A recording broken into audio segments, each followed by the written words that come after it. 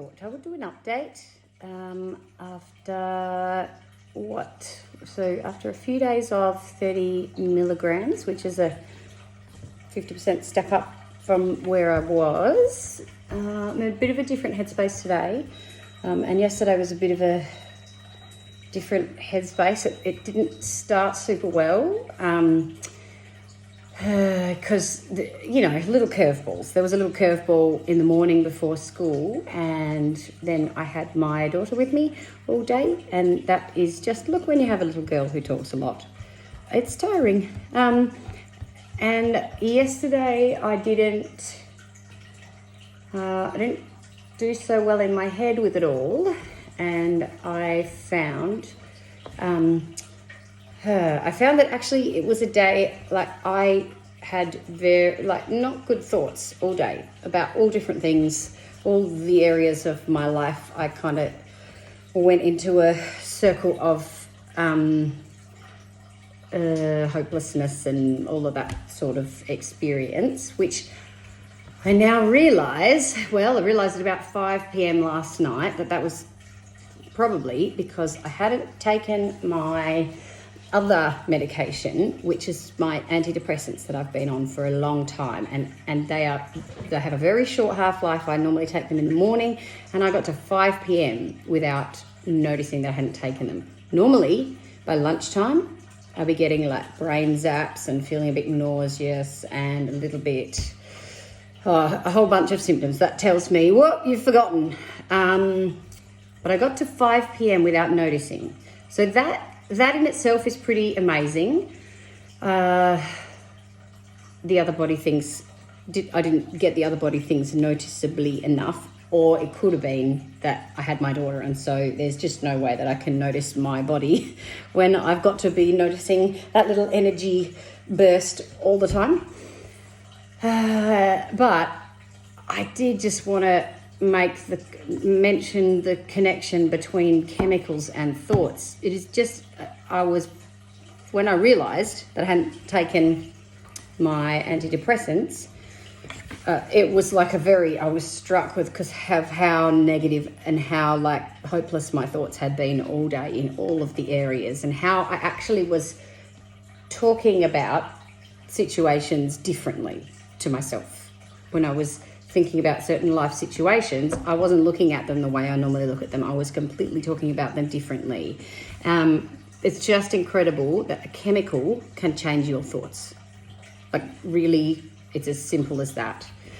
So energy-wise and thought clarity-wise, I think that what maybe the little benefits that I've been getting from the stimulants, that was kind of negated by having not taken my medication yesterday morning. But so I just need to be really careful, because I've started taking them at 2 separate times now. I have decided to take my stimulants as soon as I wake up, which is before I have breakfast, so that by the time the kids get up, hopefully they're sort of starting to kick in.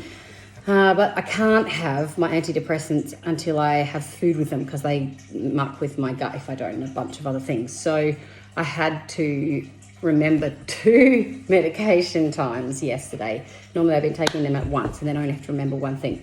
So that's going to be something I'm going to have to get some kind of way of remembering, because I think also the body feelings that I would get from missing my normal antidepressants are a bit dulled by the stimulants, so I don't notice until about the antidepressants until way later in the day. That's what happened yesterday anyway. So today I'm still not feeling super great, but also because I had my medication late, that really impacted my sleep. My sleep was right back to where it was before all the other medications. So really, the last couple of days have been a bit of a bum, but I don't think it's because of the stimulants.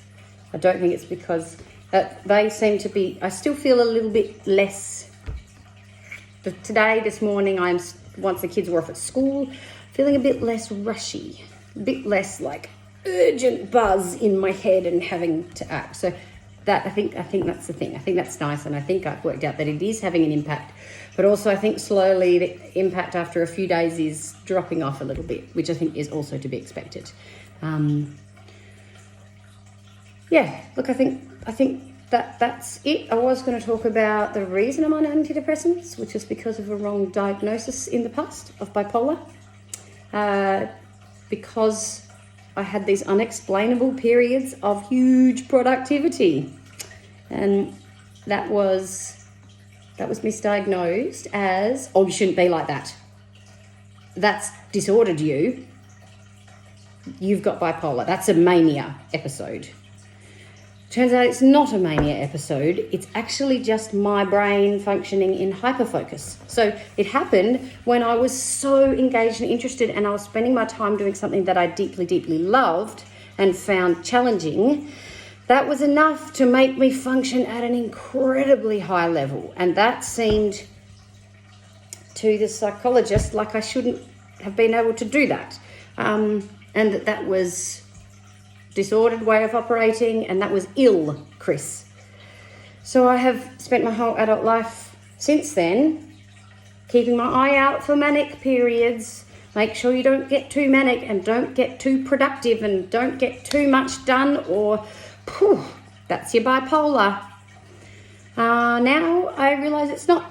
That's actually my brain functioning at its top capacity, and I need to learn how to harness that and how to probably try and find a way of using that state of being when I'm so focused and interested, and therefore can perform so highly and so functionally and get so much done. I have to use that to find a way of earning income so that my income earning is using me in my highest level functioning. So anyway, I've got a few ideas of how I might do that. Also, I feel like sometimes I would like to shoot that psychiatrist who told me I had bipolar. Anyway, it's really nice to not have bipolar. The end.